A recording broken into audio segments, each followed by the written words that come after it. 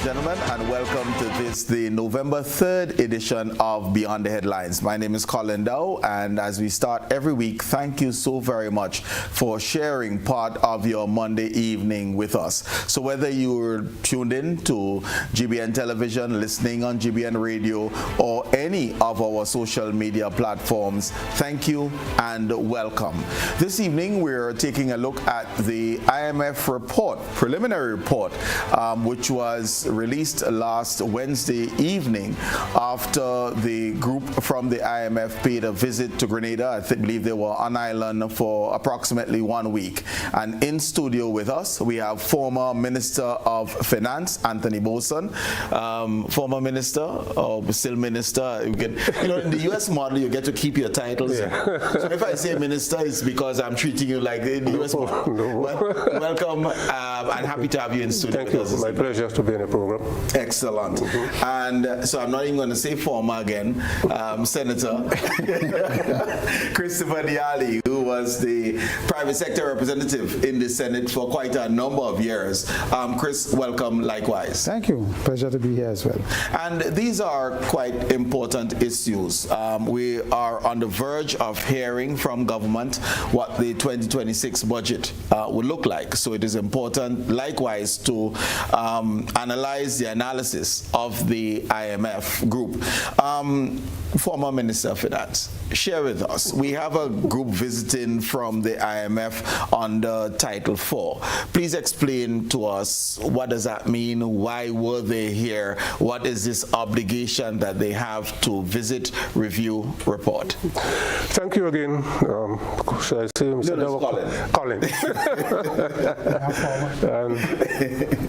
Pleasant good evening to the viewing and listening public.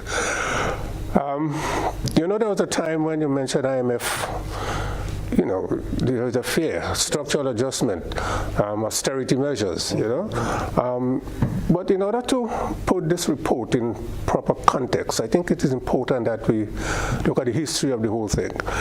And I think we have to go back, way back to 1929 with the Great Depression in the United States, when the stock market crashed, banks collapsed, the economy was deflated, who were millionaires became paupers overnight because of what happened with the financial and economic system there. And then 10 years later, we had the commencement of the Second World War. Yeah. So what really happened with these two major events? The global economic system was smashed, it collapsed entirely. And therefore, the United Nations held a conference on financial matters at Bretton Woods in New Hampshire. And they decided that there must be a format whereby they can reconstruct the global economy, focusing on the reconstruction based on what happened, enhancing growth, and most important of all, ensuring stability of the monetary system. Because prior to that, you had a monetary system based on the gold standard, and that was one of the reasons why it collapsed, because of the difficulty in converting, and the Americans decided, well, hey, we have to make that change, and then they moved to the US dollar as the standard. So out of the Bretton Woods Agreement, two major institutions were created. First, you had what they call the International Bank for Reconstruction and Development, that we now refer to as the World Bank. And there are some other agencies like IDA, IFC, and the one for guaranteeing investment and the settlement of disputes. And on the other hand, was the International Monetary Fund. The primary role of the World Bank, or International Bank for Reconstruction and Development, was to provide the financing for the reconstruction effort. And the IMF primary function was to ensure the stability of the monetary system. Yeah? So hence, the IMF will get involved in areas where a government might have balance of payments problems or short-term fiscal imbalances. Yeah?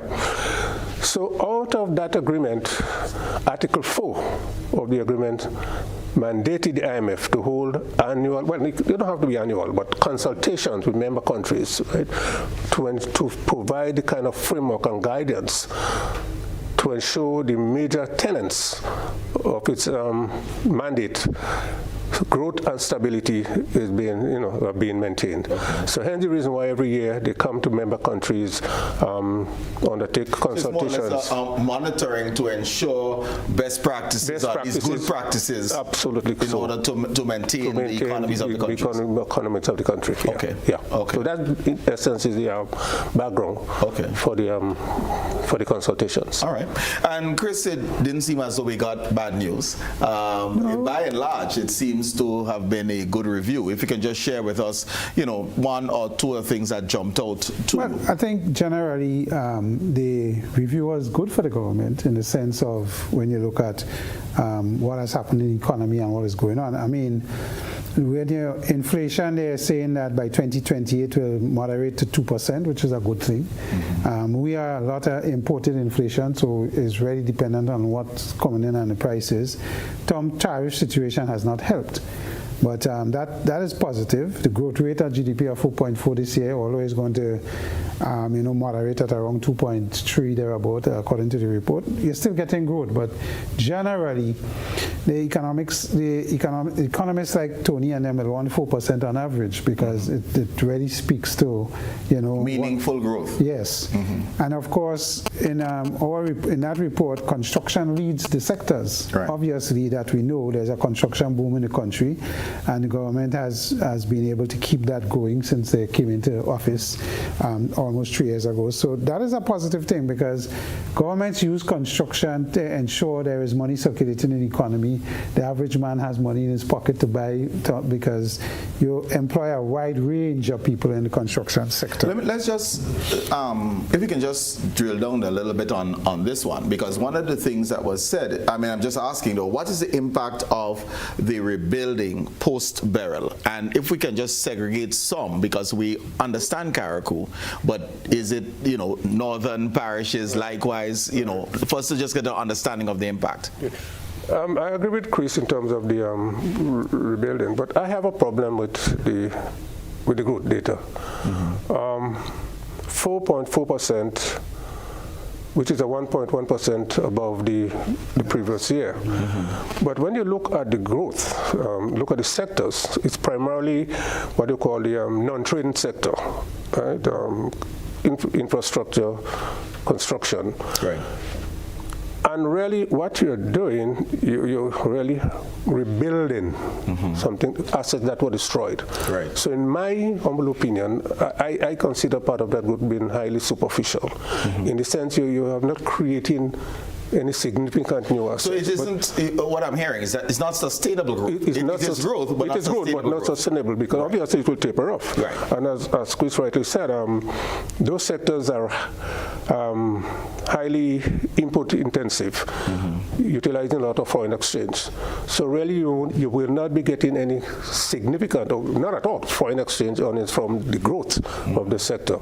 So I was a bit disappointed that I did not see anything pertaining to the productive sector, the sector that will really generate foreign exchange earnings, like the tourism, the agricultural sector. Well, I definitely want to get into to that as well, because I noted the preliminary report. So let's emphasize that was silent on agriculture. Very much, right? And it was barely 2 lines on tourism itself. Yeah. So we'll get into that, but have we seen this rebuilding in Grenada as well, this construction that is being referred to? We know post-Beryl we had to rebuild Carriacou. What is it like northern Grenada, or is it throughout the entire state? And I keep saying Carriacou, but I meant Carriacou and Petit Martinique. But is it throughout the state, or is it concentrated in Carriacou and Petit Martinique? Well, because of the significant damage to Carriacou and Petit Martinique, you will have major concentration of the rebuilding effort there. Also part of St. Patrick and St. Andrew that received some damage. But I also believe that there are construction activities taking place throughout the island. I think that, that's correct. It's not really focusing on the burial rebuilding, but I think it is widespread. Okay. And, well, I am saying that because, well, maybe we might come to that later. Activities in that sector are constrained because of lack of manpower, labor, or lack of labor. And what is happening that people who are not qualified, they are not posing as contractors, and that's creating a problem. It's almost remind me of after Hurricane Ivan, because the laborer became the foreman became the contractor, and the contractor became the engineer. Absolutely so. Yeah, and we're seeing and that's similar. And we're having problem with some of the buildings, you know, because it's supervision again, you know, is an issue.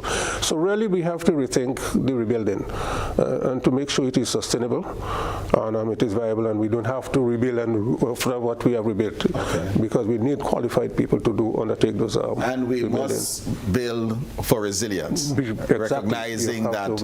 I mean, we just saw Jamaica last week. Absolutely, yeah, absolutely. Okay, yeah. Chris, both yourself and Tony referenced the construction is throughout the state of Grenada.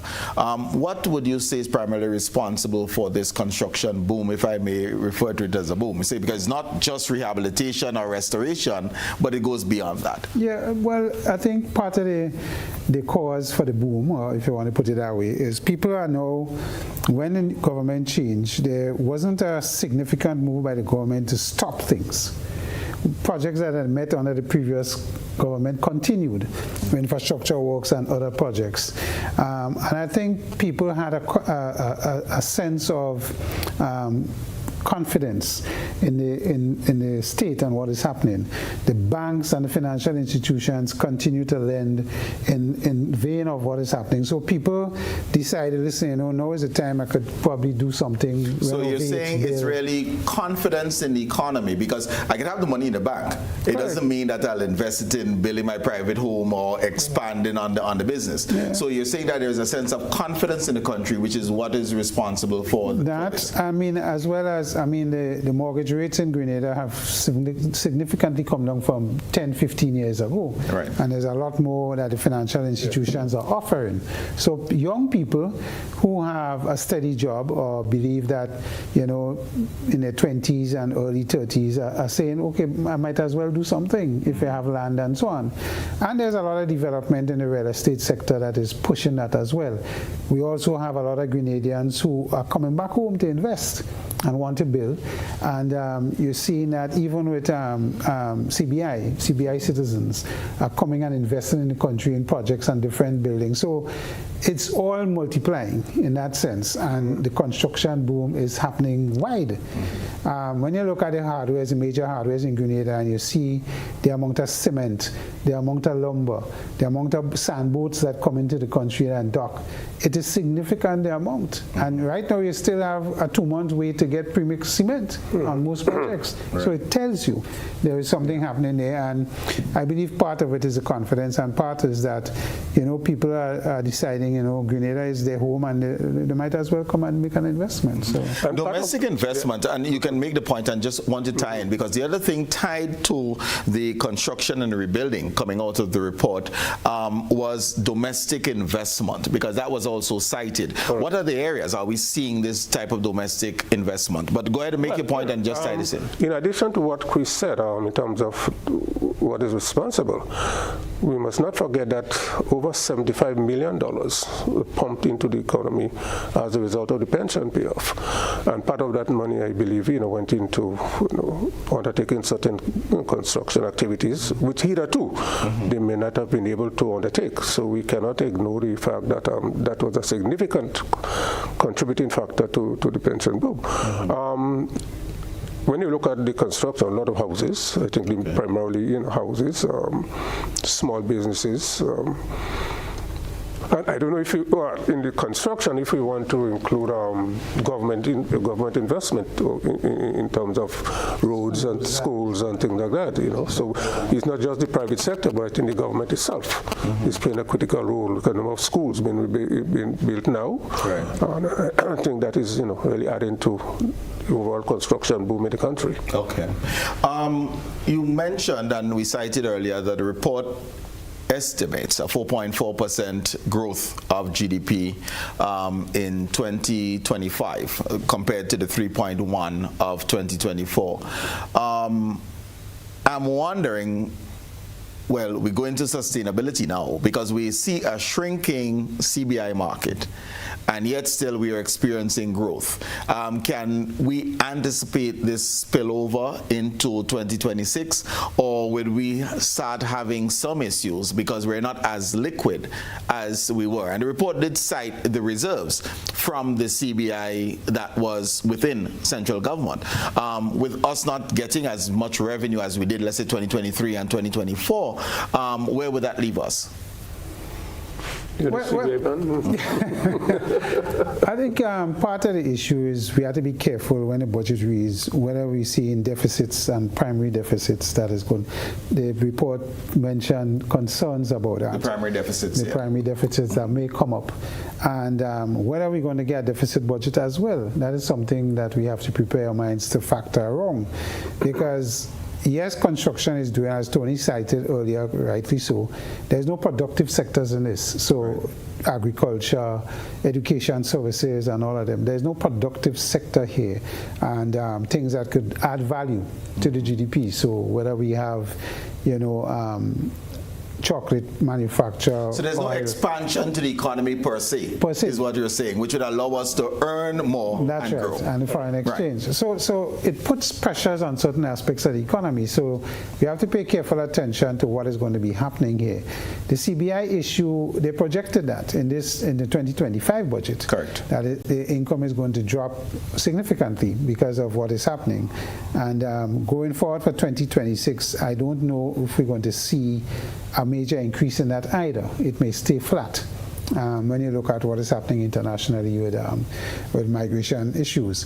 So I think government is going to be challenged to some degree to see where revenues are going to come. And then you have to understand the expenditure side of the equation as well.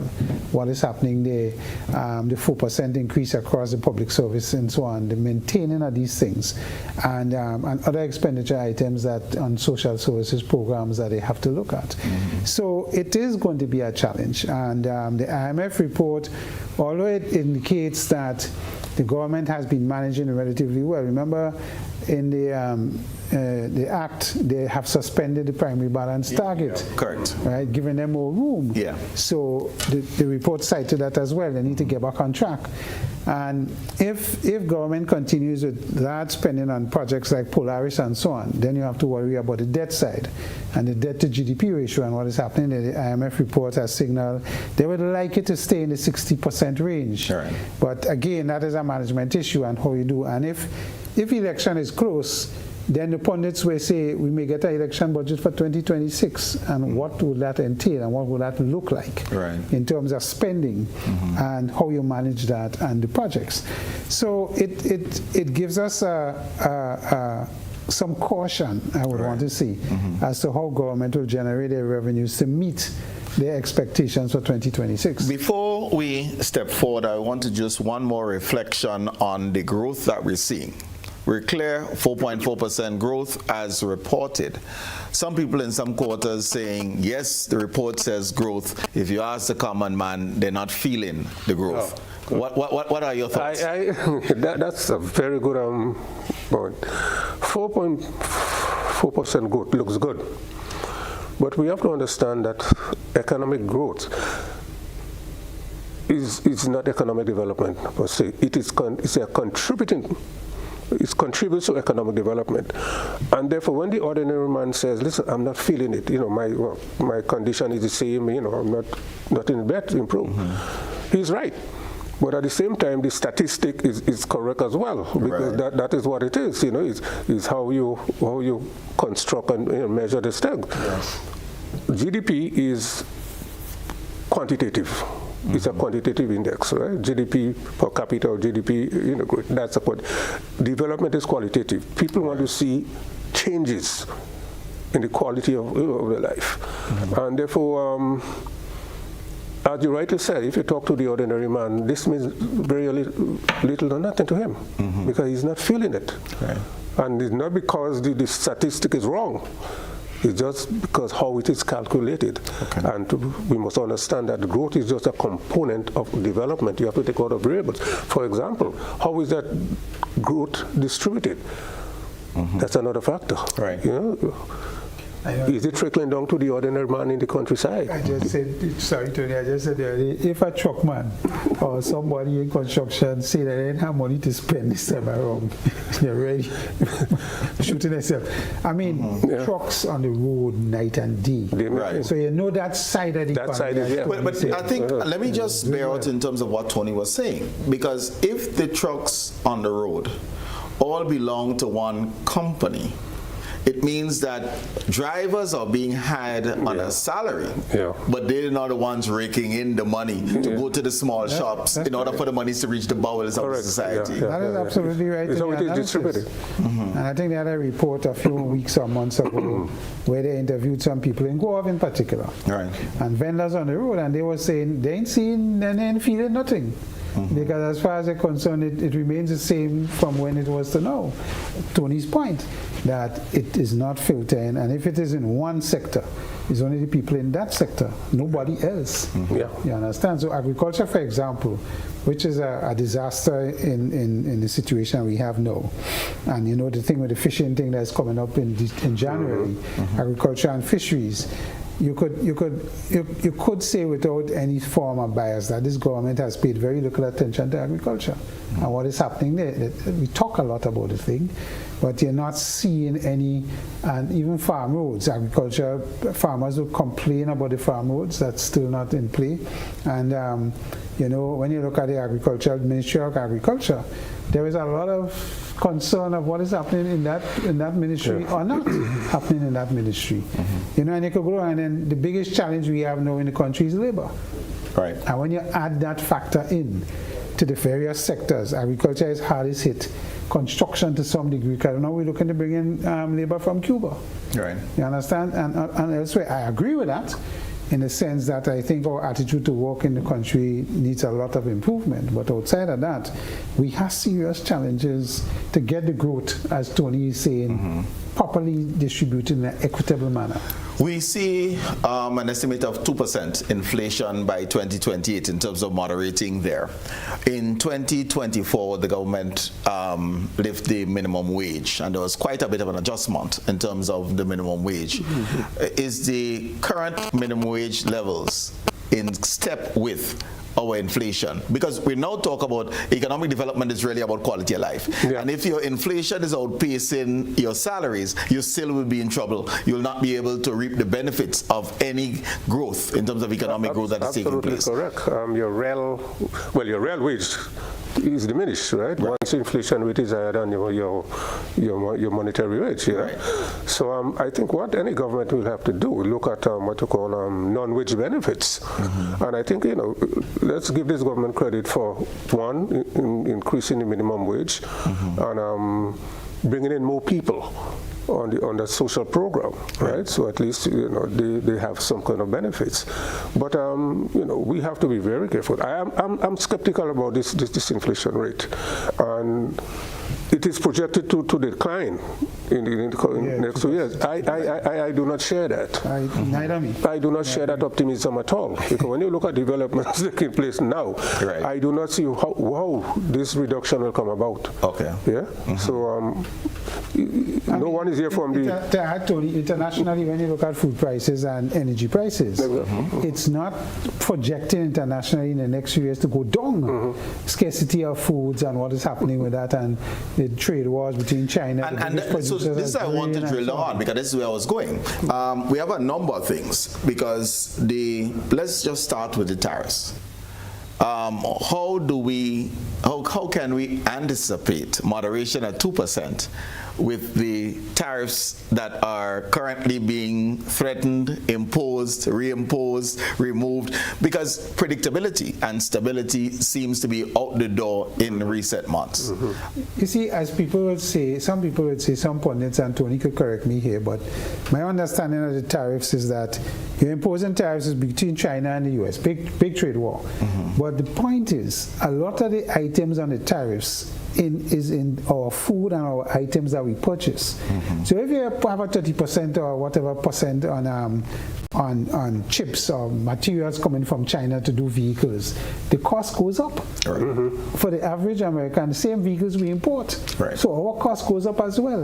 And same with the food chain and the other chain, medical issues and so on. The cost goes up because a lot of the supplies of these things are parts of things that they order from Canada and China and other places. It's not one person doing everything. It's piece here, everybody to put it together. And this is where the cost of the tariffs will hit us. So, and it also has a compounding effect, because as you just said, because every hand that touches it, meaning a manufacturer, they need to make a profit. Yes. And this is the issue. And you know, retailers here already in the supermarkets and in the food industry have started seeing increases.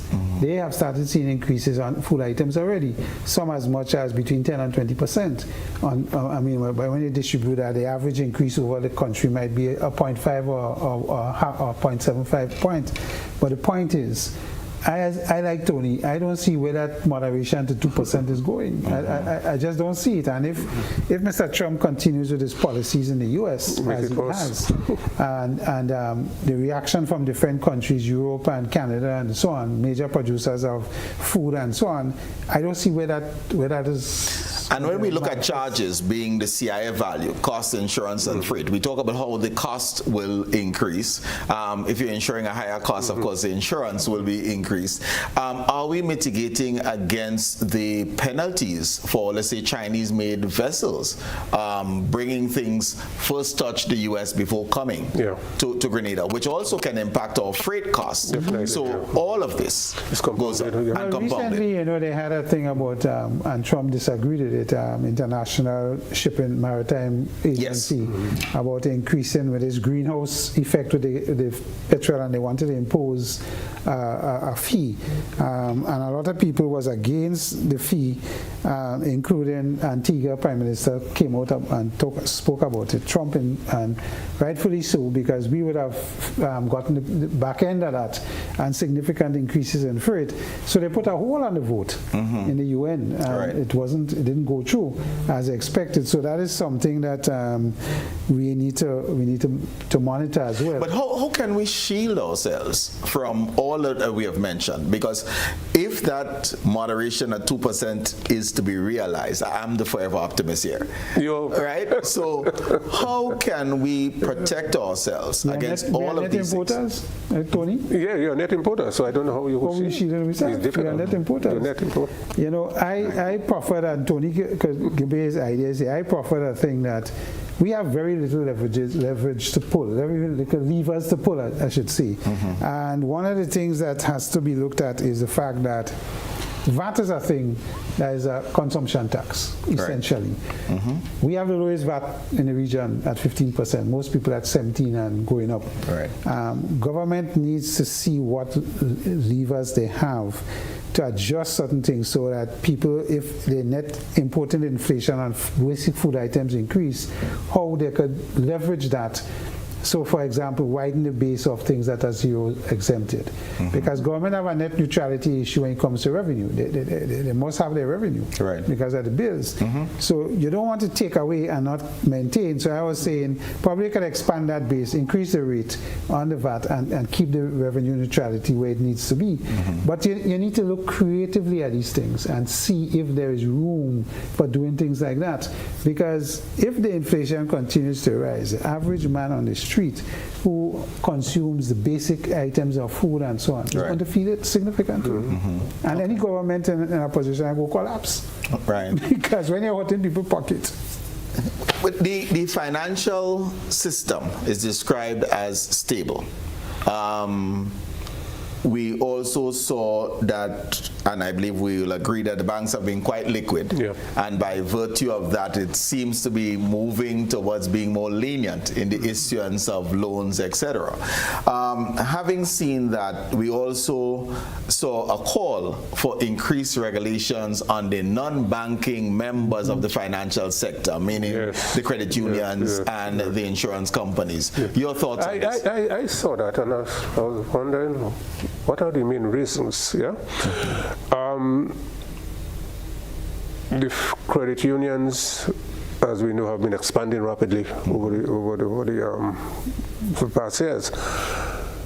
And to me, as we use it, they have been encroaching on the commercial banking sector. Yeah, they have taken a number of clients away from the commercial banking sector because of the ease of doing business with credit unions. The argument from the commercial banks would be that they are not regulated in the same way. They're not subjected to similar fees.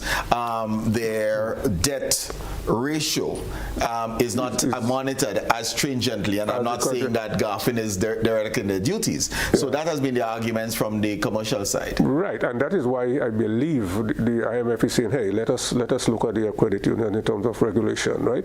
Maybe there are areas that need to be tightened, right? And hence the reason why they're doing as much better than, let us say, the commercial banks. Yes? But I agree that we have to look at the regulation. There's a compliance issue too. Right. And the smaller credit unions don't have compliance departments that introduces risk into the entire financial sector, non-bank and bank. Right. And that is one of the concerns that has raised its head.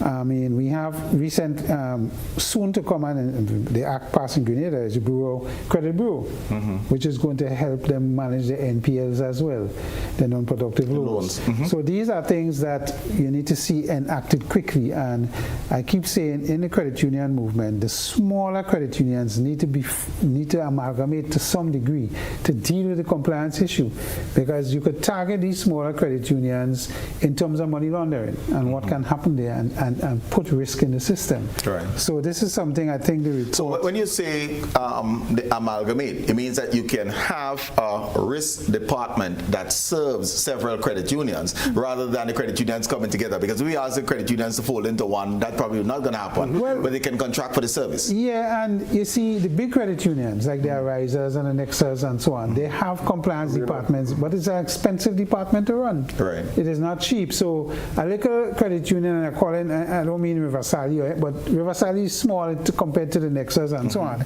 They don't have the money and the wherewithal to have a compliance department particularly.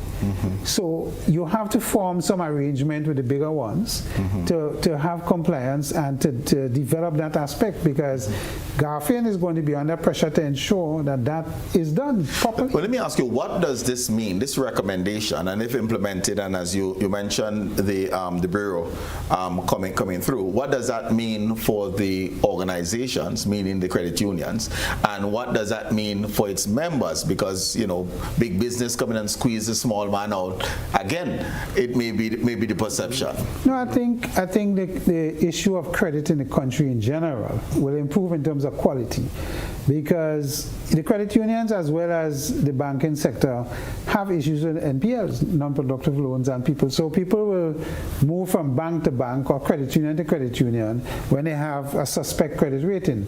But when the bureau comes, you won't be able to do that, because once your credit score comes up and the information will be shared. Right, and everybody pays for it. Even the courts, all the companies that issue credit and so on, they will be part of the system.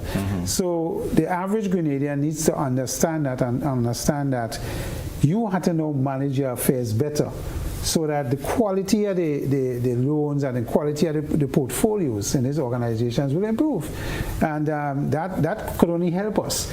The man or woman who decides that they're flying kite and going all about the place is something that, you know. Is this a relatively new phenomenon, Tony, in terms of the increase in non-performing loans? I mean, I was under the understanding that one, Grenada had large reserves, and two, certainly from a GDP standpoint, we were pretty good at servicing our debt as citizens. Have we seen increased delinquency in recent years? Well, I cannot say I've seen that data.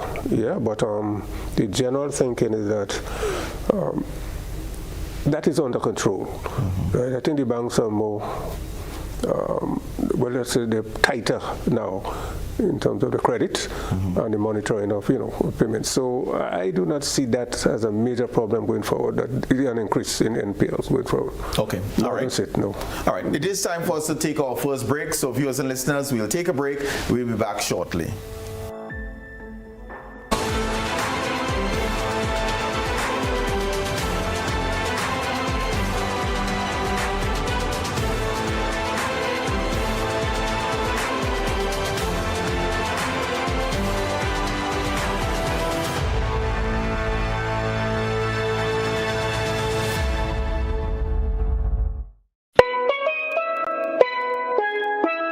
Grenada. Get ready for a fantastic explosion. It's Pan Invasion, the official handover of steel pans to communities across Grenada, Carriacou, and Petit Martinique. On Saturday, November 8th at 5:30 p.m. at the Tanti Netball Court. Experience the thrill of live steel pan music. Feel the rhythm in every beat at Pan Invasion. Enjoy electrifying performances by top local steel orchestras and special guest artists. Whether you're a die-hard pan lover or just in the mood for some good vibes, this is the event you don't want to miss. So join us at Pan Invasion on Saturday, November 8th, 5:30 p.m. at the Tanti Netball Court. Presented by the Ministry of Tourism, Creative Economy and Culture. Asian Spa and Wellness Cafe, nestled in the serene surroundings of Le Bleu, Calivini Bay, St. George, is the perfect spot to unwind and relax after a stressful event or when you wish to spoil yourself in the most comfortable and relaxing atmosphere. They offer many different massage modalities, including thigh hammer, washer and cupping, signature thigh deep tissue massage, also facials to depuff and tighten pores, deep cleanse full body, hair and nail treatments and more. Take a walk down to the cafe for authentic Thai breakfasts and delicious traditional dishes. Choose from our special mixed drinks, both hot and cold. Opens daily. Visit Asian Spa and Wellness Cafe today, Le Bleu, Calivini Bay, St. George, because you will not regret you did. Welcome to Carriacou. Small in size, rich in spirit. As you step off the boat, you're greeted by smiling faces and warm island vibes. Your adventure begins here. Need a cozy place to stay? The Mermaid Beach Hotel has been a favorite for years. Waterfront views, clean comfort, and located in the town. In Bogles, the Roundhouse Cottages offers rustic charm with a touch of elegance. A peaceful hideaway surrounded by nature. Prefer something private? Dowe Island Villas gives you space, sea breeze, and a home away from home feel. Wake up to the sound of waves and views that stretch for miles. We're ready to welcome you. When are you coming? At Oasis Pet and Garden, we bring you the best products at the best prices nationwide. Pet lovers, we have a wide variety of loving, healthy pets just for you. Hamsters, guinea pigs, fishes, birds, puppies, bird food, and dog food. Visit the Oasis Pet and Garden today. Conveniently located along the Wester Hall Main Road, Wester Hall, St. David's, and Melville Street, St. George's. Now serving you at 2 locations. Visit us today.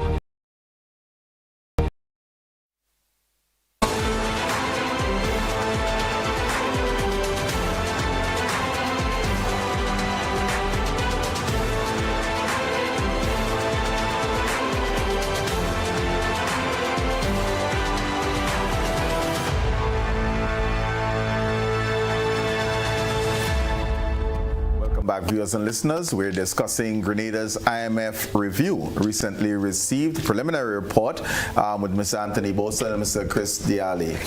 Gentlemen, the report speaks of a comfortable fiscal situation supported by CBI savings. With the projections of reductions in this, how can the government pivot?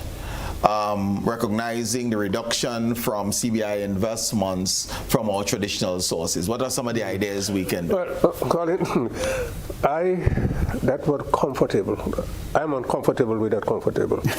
Because I don't see how, looking at the present construct, the last budget, I think it was projected that there will be primary balance. I have to primary surplus. Right. Now we see that it is a deficit of 2.7%. Right. Yeah, and you're saying that comfort is being provided by resources from the CBI. Mm-hmm. I have a problem with that because to me CBI is not something that is highly dependable. Mm-hmm. You have it now, yes, make good use of it, but I think we have to look at more sustainable means of generating, revenue in addition to the CBI funds. I have a problem with that. But the comfort comes from the savings. So the question is, how could you continue to generate monies in order for there to be a savings? Well, exactly. You know, The savings have been used up. Right. Exactly. Been used up. I mean, so are we seeing, for example, if I'm just to look at the CBI, are there opportunities in the U.S., for example, for us to be able to expand and see what's happening in the U.S. as an opportunity for a CBI program? Well, I mean, the CBI recently report, the most recent one I saw, indicated that there's a lot of interest from Americans to join the program, and of course Africa, where they have them going and promote themselves in a significant way. Whether that translates to the amount of applications that they're budgeting is an issue, and whether that will happen. But from a budgetary point of view and what the government needs to look at, as Tony indicated, you must have a productive sector inside there. And that word sustainability is key, because construction could only last for a short time, 3 years or 5 years for the most, and it falls off because you can't sustain it. And if you notice in the report, even in the report, they indicated that the government is indicating that they will want to continue their projects, a lot of big projects, Polaris being one that was mentioned many times in the report, and how the financing and the construction will happen with that and so on. So there is this indication that the target is going to be on projects, again, to keep the construction sector going as it is. Now, we could argue, and some have argued, what is the implementation rate of projects under the government PSIP program, which the government may say 70%, or the school of thoughts will say is less than 50% when you look at what has happened. So, you know, there is that balancing act that has to be played in how the budget is presented and where it's going. And, you know, with Beryl and whatever, the report cited again, you know, we have to be careful with being vulnerable to tourism in particular. Correct. To external shocks like hurricanes or bad weather or whatever the case may be, which is something we always have to pay attention to. But with tourism being so fickle to weather and so on, you can't depend on tourism as a... Well, there's weather, but how will the U.S. radar requests impact on our tourism sector, for example, on our CBI attractiveness is another. How do you anticipate this will be? I'll let the politicians answer that. A very sensitive one. You know, and I think we must be frank about this radar thing. I do not have the information. Yeah, I don't have all the information. Right. And therefore, I cannot make any kind of an informed decision as to, hey, whether government should say yea or nay, right? And therefore, I want to really commend the Prime Minister for his handling of the matter so far, right? It's not something that you talk about unless you are fully informed as to exactly what is involved, what will be the consequences if you move in that direction or not. And therefore, I think he has taken his time. We must commend him for that, and sooner or later, we will know. Yeah? But whatever the decision made, I think it ought to be one that, as a country, Grenada, we have to support it, because that is not a political issue. It's a national issue. Yeah?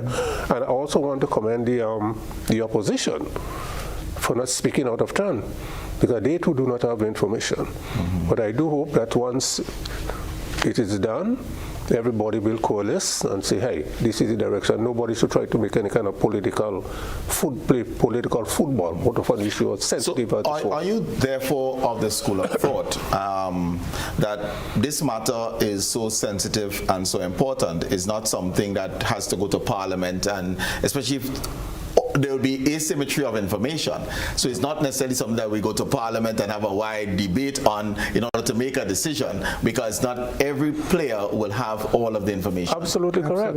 Absolutely correct. I don't believe in this thing going to Parliament. You don't have the information. Some may have it, some don't have it. And the information sensitivities exactly have to be managed. Yeah. Remember, we have treaties with the U.S. that helps with security. Absolutely correct. Our whole RSS system in the region, plus our SSU locally, globally is facilitated by treaties for exchange training and all of that. So it is something that, as Tony said, the Prime Minister have done well in not making any rash decision on this. I don't think it can, and needs help, whether it's from the region and more diplomats in the Foreign Service that have the experience to deal with these things. As a matter of fact, Colin, I share the view, whether I say yeah or nay, you're going to lose. So we lose situation. The best strategy right now is to just play it out and wait. You understand? And make no decision. If Mr. Trump wants to engage in regime change in Venezuela, that has its own consequences as well. And if he does that, then we have no decision to make, quite frankly. You understand? So I think it's something with time and patience, maybe to our advantage, and not have to go down a particular road on this. But you can see, regardless of what the decision is, there will be consequences. There will be. Either different, there will be consequences. If Mr. Trump decides to regime change in Venezuela, you could see Grenada from some parts of Venezuela. We're that close. So depending on the level of military intervention, whether using drones or aircraft, whatever, we're going to feel the effects here. Whether it's true, somebody pointed out to me today that the big thing that we're not talking about is refugees out of Venezuela and where they're going to come. Apart from where they're attached in Central America. I believe Prime Minister Kamala said not Trinidad. Well, and look at it. And President Allie can't overflow. Yes. You see, Colin, again, we have to be concerned whether yeah or nay, because if you say no, given the fickle nature of the person in the White House, with a stroke of a pen, the single largest how should I call it? Is it asset? U.S. asset is the St. George's University, located right here in Grenada. That contributes almost 25% of our GDP. Correct. Yeah. With a stroke of a pen, we could lose that. Yeah? So, there are so many things we have to take into consideration. On the other hand, if you say yes, now if you say which one, yes or no? Yes, if you say yes, Grenada comes in Point Saline. Exactly. You have to worry about tourism as well. Exactly. All the aircraft from the US are landing here and Canada and so on. It's a complicated. It's not a simple thing. It also the impact as well, and I don't believe there's sufficient discussions because it's about allies. And if China is an ally of Venezuela, in saying yes, are we going to lose the type of support we have been receiving from the government of China over the years? And people development is one thing as well as infrastructure. May be the enemy of the U.S. That don't mean that is our enemy. Right. As a sovereign nation, if we choose to have Venezuela as our friend, what is wrong with that? Compared to the U.S. saying that there is the enemy. Your enemy don't have to be my enemy. Deep down, I am convinced there will be no invasion. I don't think so. The risk is too high.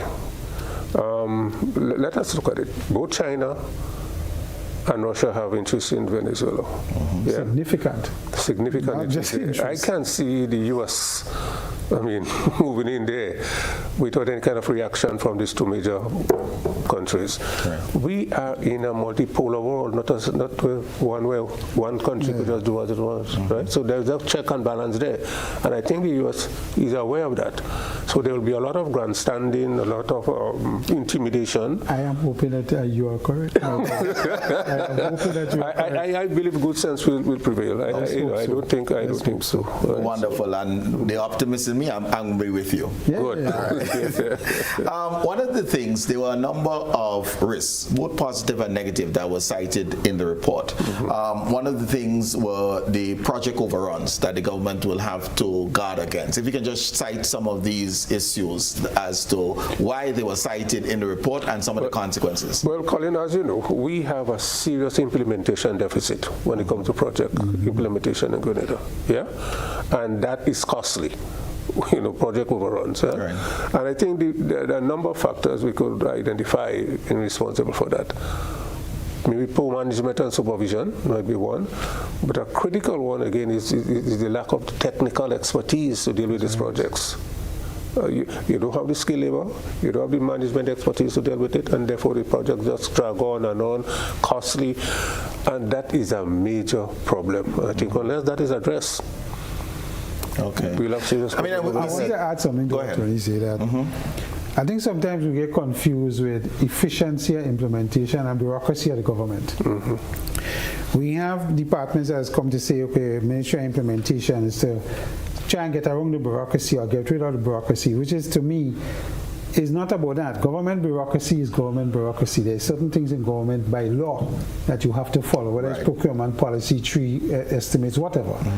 There is that, and you can't get around that. What I think you can get around is that if a PS has a letter on his or her desk that need a critical signature, and you're taking a month to get a signature, you could go walk down to the PS desk and say, give me a signature. That causes what would normally be a 3-week delay to less than a week. So it's not reduced bureaucracy, but increased efficiency. Right. And that is where we have to understand the difference. If we want to get, and to add to what Tony said, if we want to get projects to implement and implement better and better supervised, is reducing the time it takes for certain things to happen. Not getting rid of the bureaucracy, because you need the bureaucracy. You can't put something before the AG, the Accountant General, and you didn't follow the rules, you ain't going to get paid. Right. It's as simple as that. You have rules to follow. We see some major projects ongoing, probably the largest investment in the water sector in probably 70 plus years. From your knowledge, is this operating on time? Is this one of the things that the IMF is citing that we need to be careful with? Well, let me answer this way. I think Mr. Husband's the last managing director or manager of the thing. Just get a gold award for running his institution top of the line in the world. Now, WASA has been cited as an organization and has done very well worldwide in terms of what it, hence they got the money under GCF and doing what they're doing. The engineers involved in the GCF, the Germans and the local engineers, are on target to finish most of the pipeline by the end of December, and then start testing. They start testing already in the country areas, St. Andrews and so on, pressure testing, until people complaining that they have too much water in the pipe now. But I think it is a project that when you see the planning, what is happening with the traffic and how they're doing, working in the night and so on, is something I think a lot of thought went into. Yes, we're having some disruption, as you expected, but I think... Cost of development. Yes. And when you see when they started in Point Selling, how quick they came up the stretch and so on, and what they achieved, even in St. Andrews, when they started north and they come down to St. Andrews, it is going relatively quick, I think, because they're doing extensive pipe, relaying of pipes, and increasing storage facilities and so on. So I think that project itself is doing well and providing a lot of work for people as well. And you know, it is one of those things that is well, in my view, so far what I'm seeing is well managed so far. Okay. The heritage one is a next signal one. With the work on Fort George, any indication as to how that is going, whether again it's on time? Because when we talk about implementation issues, the pipeline, as you mentioned, through the water, the UK saved us money that we lost, and we had to argue to get it back, and we did so successfully. The one for Fort George was laying in abeyance for quite some time, and there's work on there. Are we progressing according to what was expected? I have no information on that project. I don't know. Well, Fort George seemed to have been going relatively well in terms of getting the work done and what the project was supposed to do. So I, like Tony, I don't have detailed information on that one, but it appears that everything is functioning relatively well with that project in particular. So there are some good ones. I mean, and then I'll just, if we have no information, that in your area and going home, it seems as though we're building the Great Wall of China between the cliff and woodlands. Correct. And that project was supposed to be a year, more than a year, I think, going. And we're closer to 3. Yeah, and you know, all kind of things you're hearing about that project, whether it's true or not, but a major part of it, of course, is the speed at which they're working. They're doing major changes in the road network and understanding 2 major roundabouts at the top and the bottom and so on. So there's a lot of work going on there. They had delays when they had to get people's permission to expand the road and property issues and so on. Government had the power to do a lot of things, but at the same time, it's the timeliness of it. Right. And the contractor can't go in a manland and start cutting the land unless he has permission. So there's a lot of these little issues. again, is management. And Tony raised a critical point. You see capacity, Colin? We don't have capacity for the projects we want to do. I keep saying that every time because we don't have the amount of engineers that we could deploy on projects from Ministry of Works to say that we have 10 projects, whatever the size, and we have engineers that could work that. Even capacity of equipment, bringing in heavy equipment to work on some of these things, we don't have them. When we had CCC, CCC used to bring in a lot of equipment and do their work and then go back out. We need capacity, whether it's in hard equipment and in human resource. So implementation will always be a being rebutted, because we don't have the resources to implement effectively. Okay. We spoke a bit on some of the global uncertainties. So whether we didn't touch the Ukraine war in particular, but certainly government shutdown in the U.S. is another thing that can impact us negatively, the looming conflict in Venezuela. But what is anticipated, if I'm looking at now the foreign direct investment, because that too was referenced in the report, where would we like to see this happening? And I know that you mentioned sustainable development and our ability to manage our debt, because that's really the balancing act. Where would we like to see this? Is there any indication? Were there any references towards sustainable developmental projects in the report that can lend to the optimism that we would like to be feeling? Again, that is one of the deficiencies of the report. No detailed analysis exactly as to they mention project, but well, in that context, Colin, I just want us to pause for a minute. We have to be very concerned about what is going on in the U.S. right now and the implications for Grenada.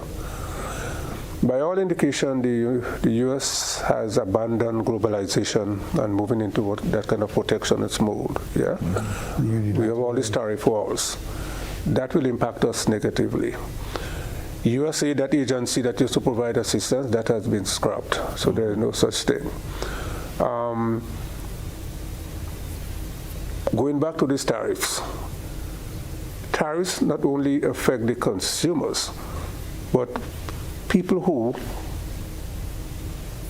earn an income in the U.S. now may have a less disposable income, and that will impact negatively on tourism. We depend on the U.S. market for significant. Number one source market. So number one source. So I foresee. But in addition to that, though, the second largest foreign exchange earner is remittances. Exactly, and I come to that. That is, with the immigration policies being pursued, a number of Grenadians up there could be impacted negatively, whether they are there legally or illegally. Even though they're illegally, they send money home. They send a barrel home. Now you might see a contraction of that. Remittances give you more foreign exchange earning than even the productive sector. So that we have to be very concerned. And that is where I want to give the Prime Minister a lot of credit for seeking to diversify our source markets for all of these things. Some people might criticize him and say, look, he's spending too much, he's traveling too much. I do not subscribe to that. Personally, I see it as an investment, not an expense. Going to Africa, exploring new markets is a priority right now, because we can't rely on our major source market, the United States. So therefore, opening up the region to foreign investment, tourism. You have the creative arts, the cultural exchange. We have to develop that kind of relationship. I'm not saying that we have to abandon the relationship we have with the U.S. now, but the U.S. might be abandoning us because of its own policy. It's America first. That's the thing. America first. And just in keeping with that is, how do we go about diversifying our energy sources? How do we go about diversifying our import markets? And I think that's where you're going. As two important drivers of cost of living and probably poverty. That will be key for us moving forward. Yeah, and as Tony said, you must commend this government and the Prime Minister for taking a move. Going to Africa, Central and South Southern America as well and seeing the opportunities there for us. Brazil is a huge economy. Are there ties and trade agreements we could make with Brazil? Shipping is not as bad as it used to be, and so on. So is there room for development in that area as well? So I think we have to explore it. The language barrier is no longer an issue. So let us explore it and see what happens. South-South trade, and see, because we have always been North-South. So why we can't look at South-South? You know, let me ask you this: what do we bring? And I know this is a concern of some citizens. So we're having conversations, whether it's Ghana, whether it's Nigeria. I mean, Nigeria has what, 200 plus million people. You know, we're at 112,000. What do we bring to the table for an agreement with a Ghana, with a Nigeria, with, you know, as you go up and down the continent of Africa? I think the modus operandi have to change. We can't supply these markets with our peculiar products and whatever we have. So let's take, for example, if one of those countries has to say we want a container of dasheen every 3 months, or we can't supply not even one container in 9 months, right? We have special products in Grenada. We have Moses Essence. We have some of these really unique products, even on the chocolate side. What we need to do is not we ship into them, is we forming partnerships with companies in these countries, the China, the wherever, where they have 1 billion people, the India, and say, you manufacture nutmeg oil for me. Grenada have a specialty we want to do, a cellular formula, we protect it under patents, and let's form a partnership with a company over there. They have the people to do it. So from chocolates, for example, we may have to send them some of the world's best cocoa. Correct. But we can't talk cocoa with Ghana, just in terms of volume. Yeah. But the formulas you're saying, so it's niche markets, high value. Yeah, Correct. and that is where we have to go. And we must not be afraid of forming partnerships with these countries and their businesses.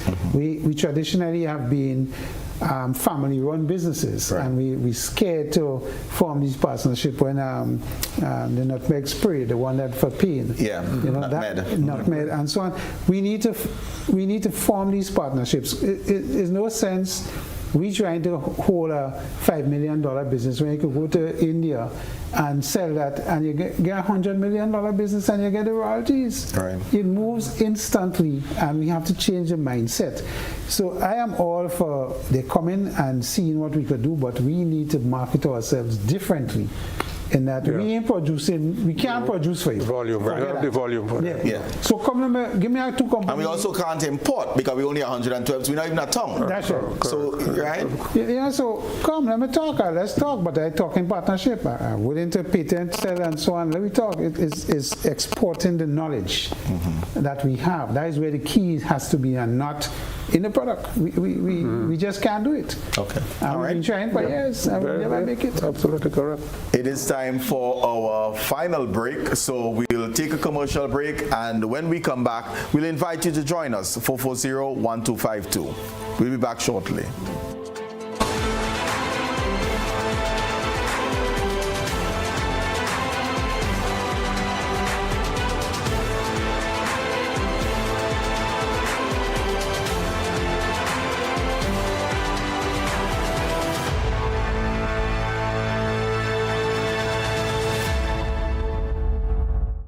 Are you looking for a reliable, affordable, and customer-friendly pharmacy?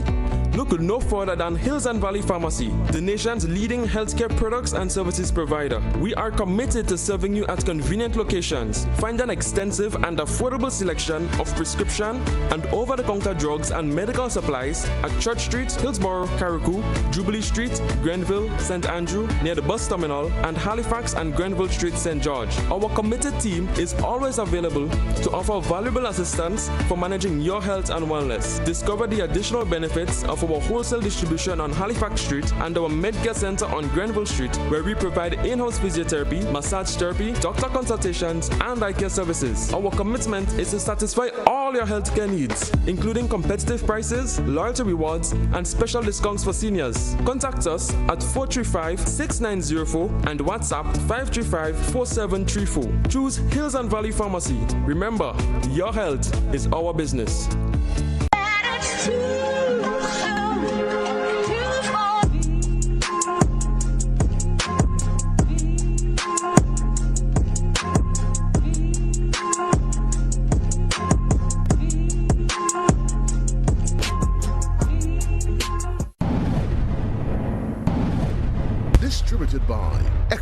Limited.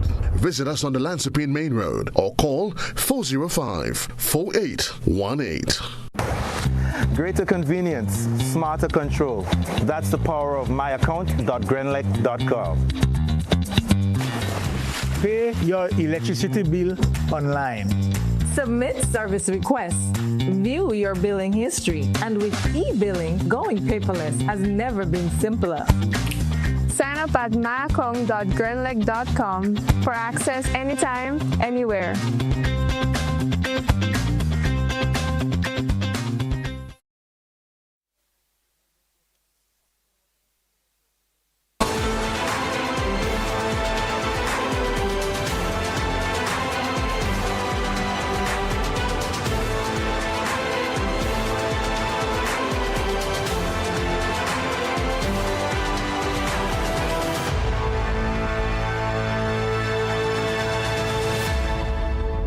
Back, viewers and listeners, we're reviewing the preliminary report coming from the IMF team last week. In studio, we have Mr. Anthony Boatswain and Mr. Christopher Allie. But we'll go straight to the phone lines. Good evening, caller. Welcome.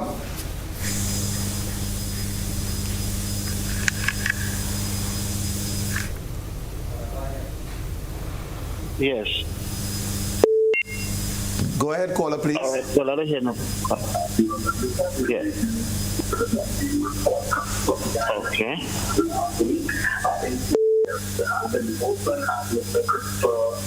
Caller, go ahead, please, and listen through the telephone. Yes. Good evening, sir. Yes, good evening. Go ahead. Good evening, Mr. Dowe. Yes, yes. Mr. Boatswain and Mr. Allie. Okay, Mr. Dowe, as you rightly said, the Prime Minister... Listen on the telephone. You go ahead. We're hearing you. Do not listen to your television, please.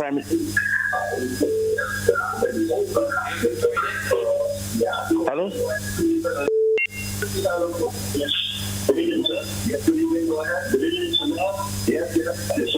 All right, we'd have to come back to that. Callers, please, once you dial in, our colleague will answer the phone. He will tell you go ahead. You don't listen to your television. Only listen to the telephone because you're now engaged with us on the telephone. We'll be hearing you in real time, okay?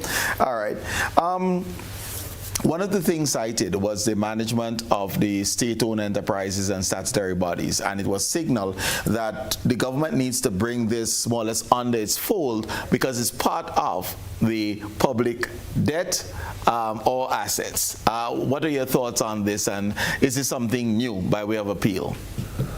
I have no difficulty with that, yeah, because as you rightly said, the debt of these enterprises, is it still contingent liability on the government, yes, or is it full contingent? Contingent, you know, so why not?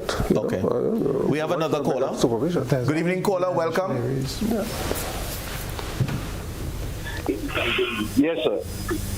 As we said, the visitation by the Prime Minister to Africa and the other places, we know that the Grenadian people, the perception is that they are looking forward for what we're bringing back, what he's bringing back to the people. And this is something that's of great concern. They want to see action. The people want to see what you have to offer. So that is a great concern to the people of Grenada. They want to see action, what you are bringing back to the people. Okay. All right, we got that.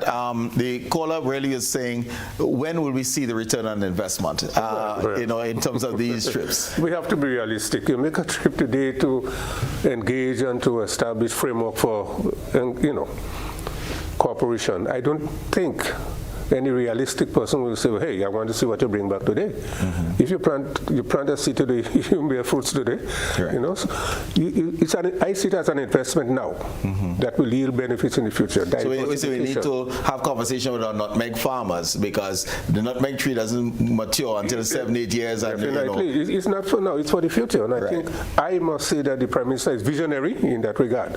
He's looking to the future, right? Because our source market right now, we cannot rely on it, mm-hmm, and we must diversify, and that is one of the areas we can move into, but it will take some time. Right. It's an investment as far as I see. Okay. as you mentioned, Chris, Project Polaris played a big part, and it seems as though government is be hanging the hat on Project Polaris as a transformative venture. What can be the outlook? How will this impact, in your minds, in the 2026 budget?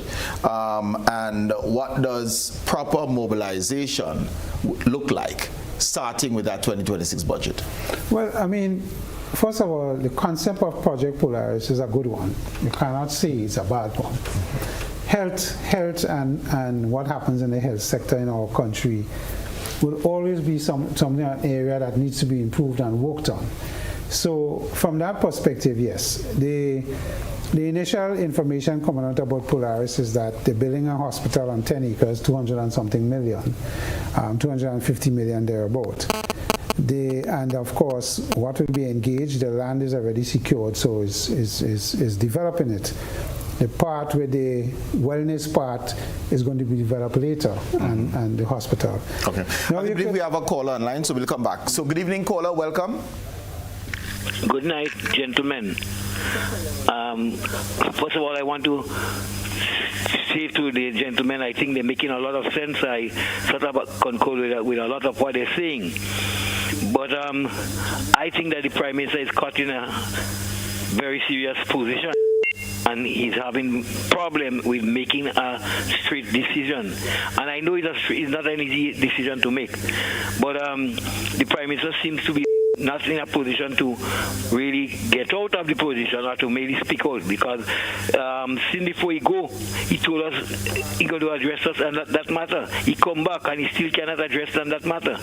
It is a serious matter. It's not an easy matter for the Prime Minister to make. But I think it seems as if he's in some trouble. But the all gentlemen making a lot of sense in what saying. Thank you very much, caller. We definitely, the projects that are on stream is projects that the Prime Minister made there, so that's what has to be done. But they are handling some of them very good. But it's projects that they made, not projects that they develop. So where are we going from there? Thank you. Okay, thank you very much. Hopefully tomorrow we will hear, because Prime Minister did say that there will be some explanation, not a decision, right, but some explanation and further information at the next sitting of Parliament. We recall that Parliament was postponed last week, so tomorrow is the next sitting of Parliament, beginning at 9 o'clock, so tune in. We have another caller. Good evening, caller. Welcome. Go ahead. Hello, good evening, gentlemen, guests and hosts. Two questions here, but I'll comment before each. There's absolutely no doubt that the costs of food and other services in this country increase daily. The supermarket, you go into the supermarket and this month and next month the prices increase, whether it be 2, 3, 4, 5%. But it has been, and people talk about it on a daily basis. And then there's a question of inflation, which remains very low, less than 1%, sometimes up to 2%. I know there is a difference between food inflation, service inflation, and the general inflation. Can you tell the people of this country how it's related so that the general inflation in the country remains so low when everybody feeling the increase in prices and otherwise too? There's absolutely no doubt that efforts have been made over the years by each administration during the time of our so-called independence to build this country, to develop it. We cannot say the efforts have not been made. Yet we're not making steps. We're not advancing. The education system is still poor. The level of service, the productivity, or inability to produce sufficient for export, etc. Now, the question is this, gentlemen. Do you think that a reconstitution of this nation, with the involvement of the people, with that serious inputs and connection with the new rules and regulations through a constitution made by the people, will make any difference? I trust that my questions are understood. Thank you very much and have a nice evening, will you? All right, thank you very much, caller. So 2 questions. With regards to the first one, inflation. I know you will jump on that first one, right? Go ahead. We have to be very careful.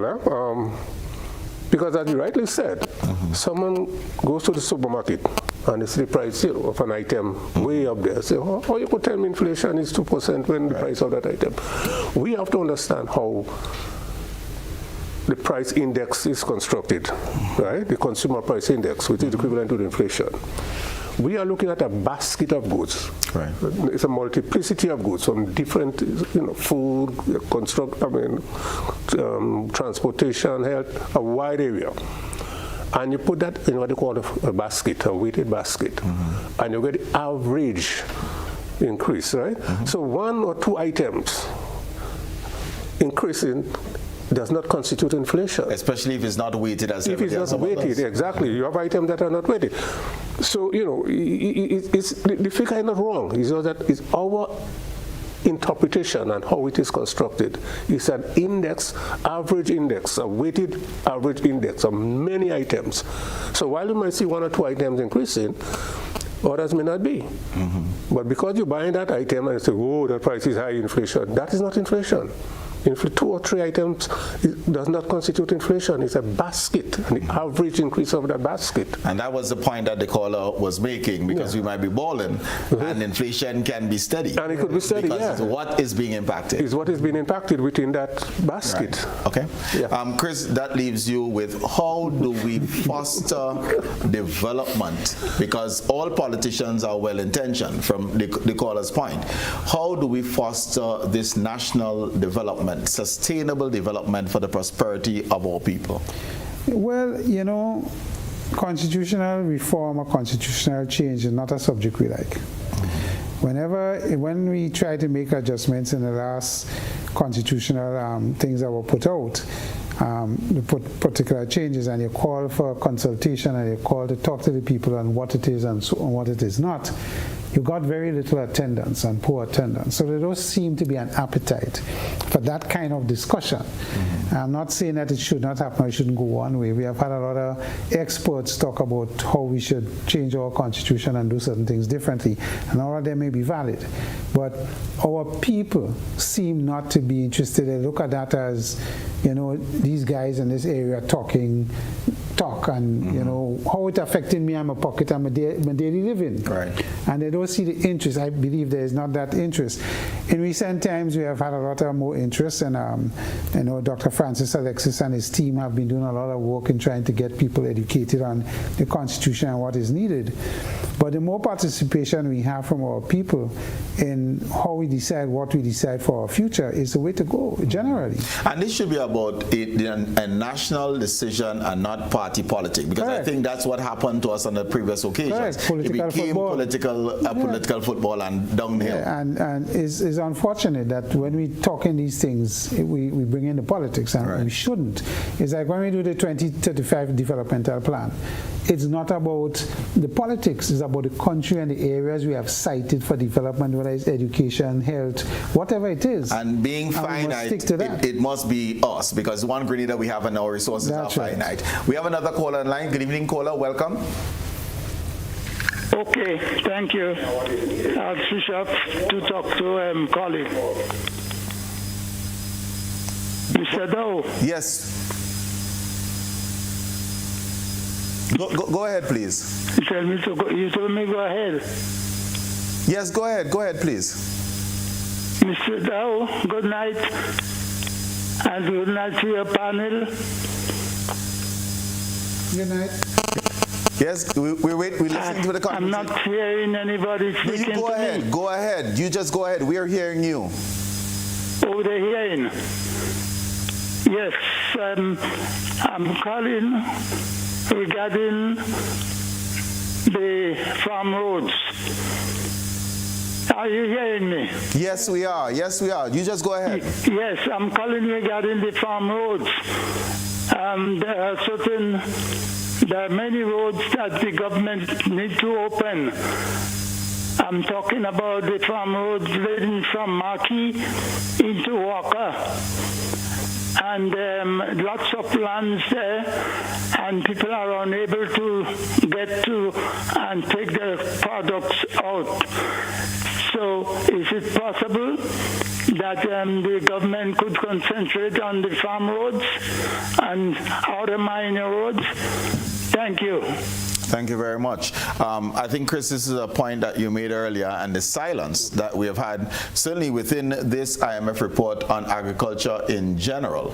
But I think this probably dates back to Ivan, when there were farm roads that were not reopened, and nutmeg fields are just turned into bush with the aging population of our farmers. So it has not been productive. Yeah, I mean, seeing the same thing happen with cocoa as well. Cocoa production is down, even though the prices are way up now, because farmers, access to the land is one, and of course the support from extension officers in agriculture to get things happening with farmers is not as vibrant as it ought to be.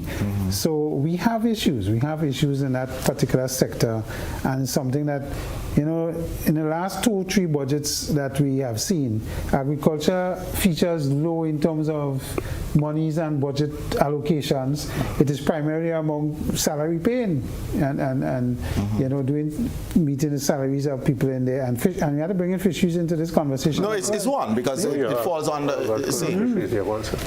But herein lies some of the issues, because in the supermarket today, we will struggle to get some of our value-added products. Cocoa.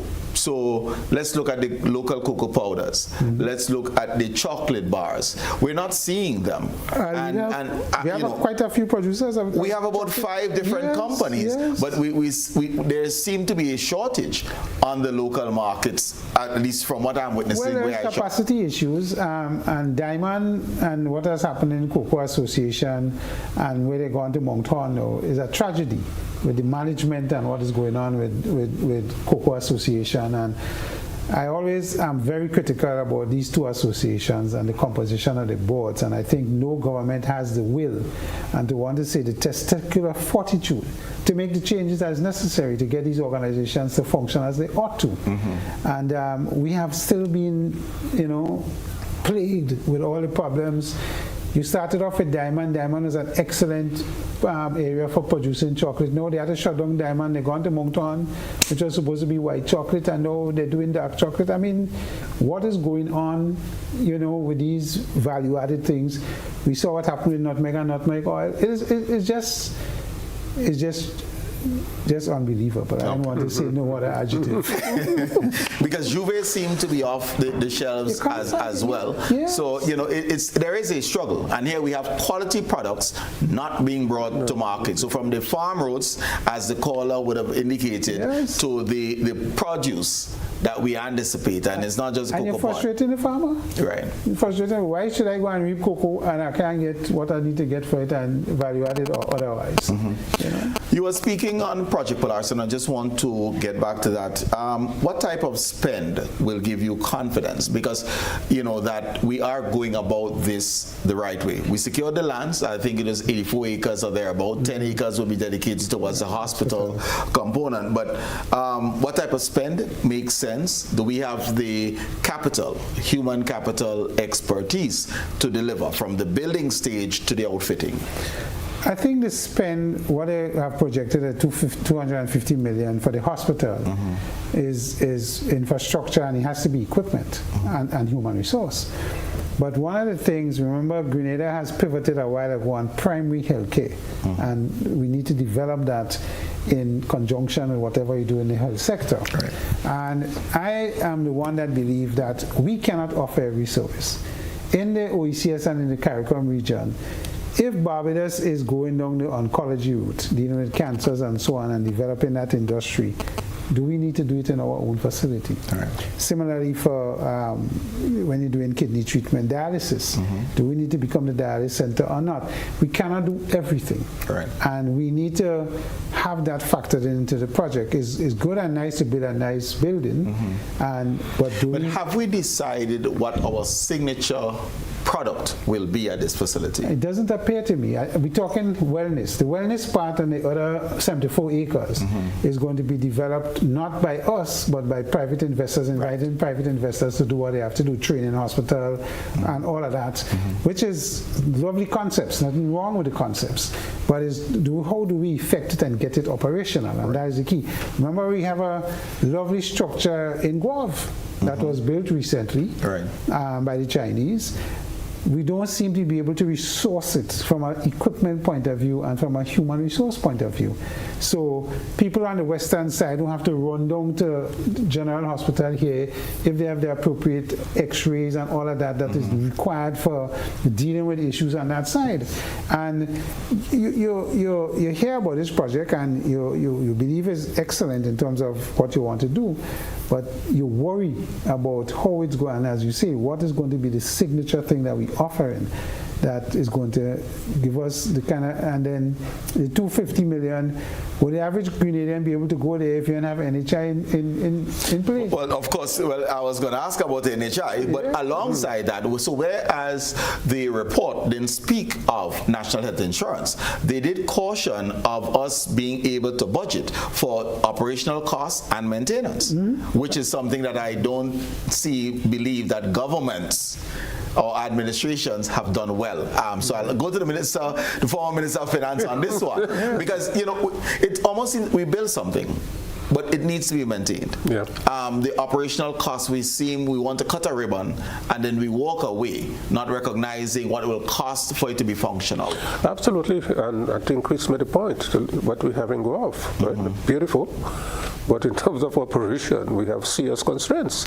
Yeah, and I foresee that because of the overall manpower constraints that we do have now. Yeah, so I think in going forward, when we are planning these big projects, I think we have to anticipate and plan for the manpower resource. And this is where my question was, what type of things you'd want to see in the 2026 budget, which will give you confidence that we are moving in the right direction with this Project Polaris, that we all agree we should and could invest in, and it will be transformational? First and foremost, I would like to see, now as of now, a plan for resource mobilization and training. Without that, you ain't going nowhere. You just have a huge building and you will not be able to operate. Number one must be the human resource to manage and operate that facility. And there must be some training program now, starting now or wherever. I think that is critical, and maybe the majority of projects that have stalled is because of manpower constraints. So unless we have a manpower plan, then going forward, together with the project implementation, I don't think we'll make much progress. Okay.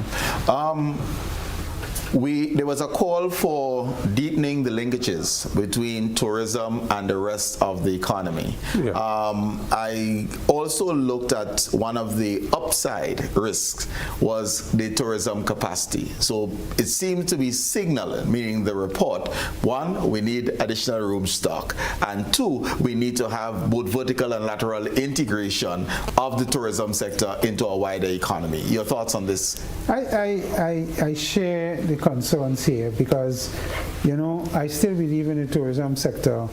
Service is a differentiator. And when you go travel to other islands and other countries in the world, service and the level of service you get can be compared to what we get in the Caribbean. I'm sorry to have to say that to a large extent. And I think our people sometimes get confused with servitude and service. Right. You understand? So there needs to be that distinction. We have done well in terms of training our young people in tourism, the chefs, the this and the that, and that we have to support. Even the hospitality, in a hotel, how you make up the beds and what you do, it is a whole service. And I think we have some room there to develop. The linkages and the attitude adjustments is what I think is going to give us the room stock. I believe have improved significantly over the years, and we have the one in Six Senses and the extension they're doing there as well as going to be complete. And are we looking at a field of dreams, build it and they will come? Because I don't know how well, for example, Six Senses is doing. I don't know what is the occupancy rate, so I'm saying, of these facilities. Yeah, and that is why I think we need to distinguish ourselves. You know, I think one of the slogans we have that less means more. In other words, high quality and attract what we need to attract, and I fully support that. And what we do there, but you need to get the service level up. And for you to get that, we bring in people from the Philippines to work in some of these facilities because of the culture of the Filipinos and what they think services and what you need to get. And this is something that we need to understand is going to affect the product as we develop the product. But the tourism thing in terms of the room stock, I don't think it was as bad as it used to be. Certainly it's not better. that bad. But there's another aspect of tourism I think is being overlooked. I think that we need to integrate tourism with the rest of the rural economy to give you more value added. Right. Yeah, I think not much has been done. And I want to use some practical examples. St. Patrick, historic parish. The Carib Stone, nothing happening there. Leaper's Ale, nothing happening there. And what I'm hearing from you, and you'll tell me if this is your thought, in that we can bring added value to these historical sites that we have. Community tourism being an important aspect. I mean, the spot group and the turtle watching is something that should be emulated. Correct. And then how can we enhance a Welcome Stone visit, a Carib Leap visit, and other things like that, so that the monies of the tourist is not just spent in the hotel, but gets into the pockets of the culinary variety, farm to table. That's a big thing now. Yeah. Right. And in Sotes, as a parish with all that historic, you improve with the culinary aspect of it. Right. How you do, where it's grown, all of that. And it's not things that you're importing. It's grown right in the area, and you could, so there is a lot of work there as the linkages, as Tony is saying, in forming the linkages. Right. Food is a big thing for us in the islands, and when people come here, they want to taste the local cuisine more so than, the bacon and egg. Right. They want to eat a fried bakes with we can't make a hamburger like an American, so... Yeah, so we might as well do fried bakes with saltfish. What does happen to Fish Friday in Guam? Yes. I see Barbados promoting rose bread fruit. The rose bread, they take out the middle, and they stuff it with all kind of stuff, and they roast that, and that's a big thing now, rose breadfruit. We just let our half-fried breadfruit fall, and we doesn't bother with it. Or when you come to sell it in tongue and you start to get ripe, but that's a big thing now in Barbados, rose breadfruit stuff with all kind of saltfish and smoke herring or whatever you put in it. You have to be creative. Right.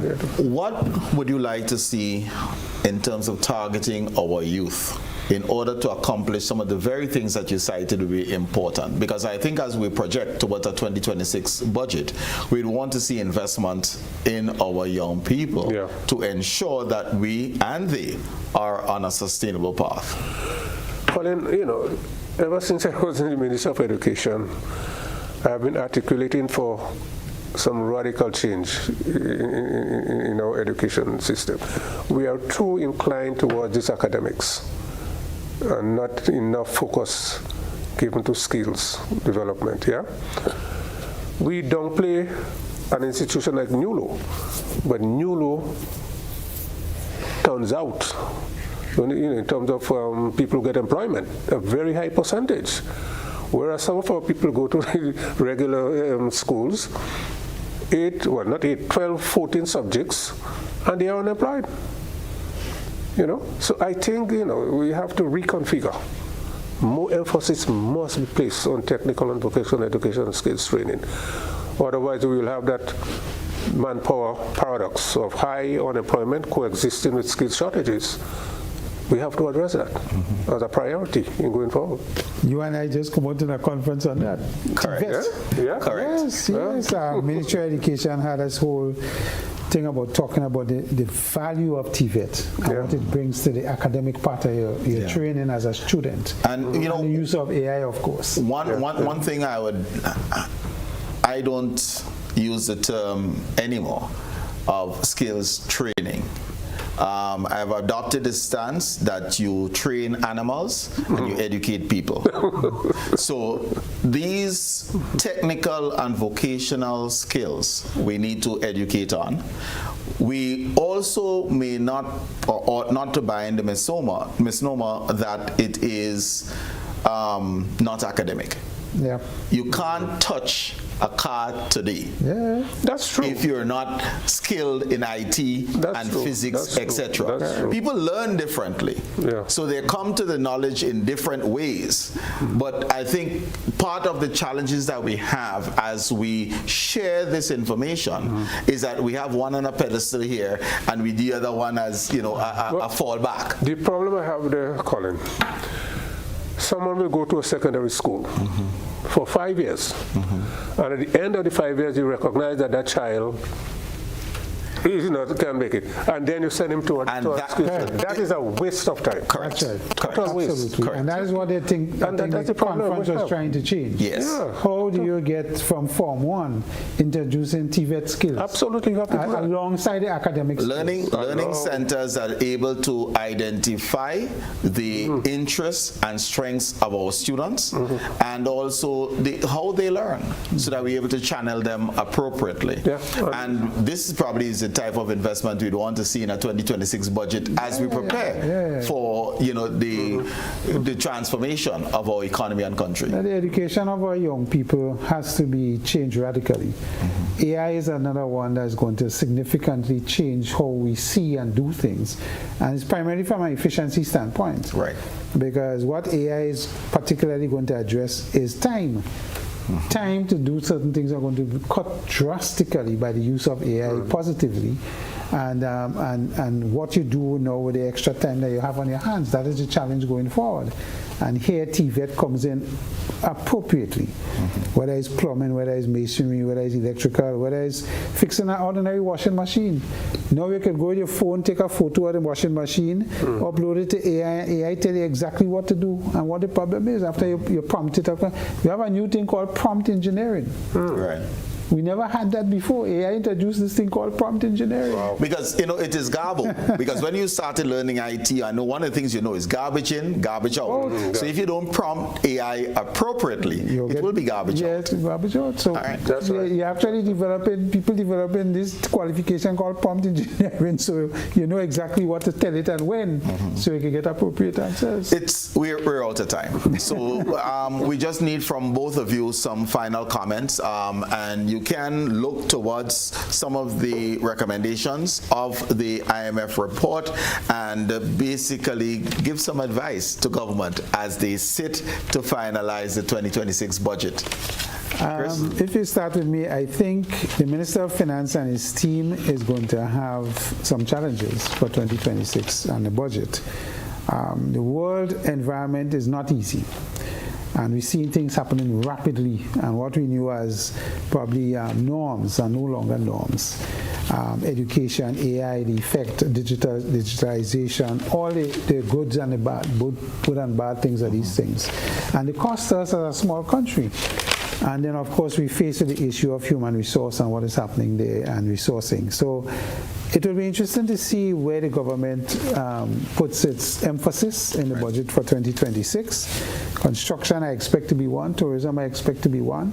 And God help us with what they come with in agriculture, because I think that is so important, is when they pay particular attention to what they propose there as well. So, I mean, I wish Minister of Finance all the best for in his presentation, but I think he is going to have some challenges on how he deals with the risks that we're going to face internationally, whether it be inflation, whether it be proxy wars, whatever it is, and how it's going to affect us. Okay.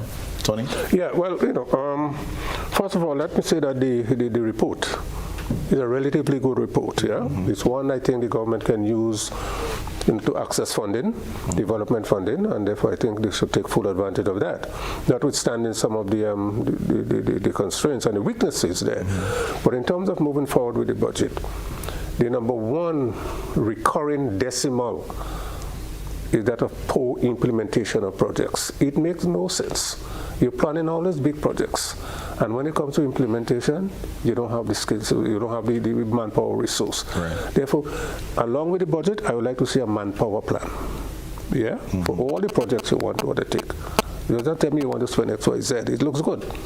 But implementation is disastrous. And it's not with this government. It's an historical problem we have in implementation. We are not implementing projects on time. It's costing us. The deficiencies involved, I think, that has to be addressed. So that will be my number one, right? The other contingency measures I would like to see government take. I am not too comfortable with this over-reliance on the CBI.